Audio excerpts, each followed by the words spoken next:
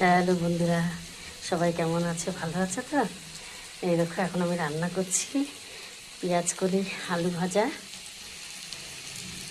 পেঁয়াজ কলি আলু ভাজা, তারপরে হবে দেখো বাঁধাকপির তরকারি,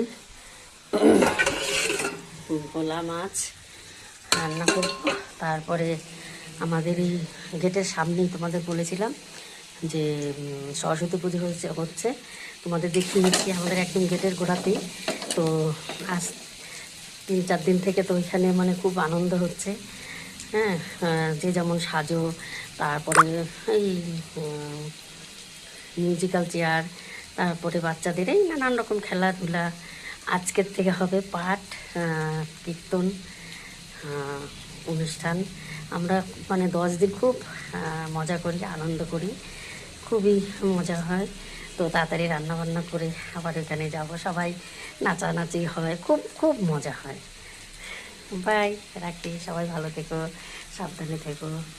তোমাদের জন্য, সবার জন্য খুব খুব আমার বুক ভরা ভালোবাসা। বড়দের জন্য আমার প্রণাম।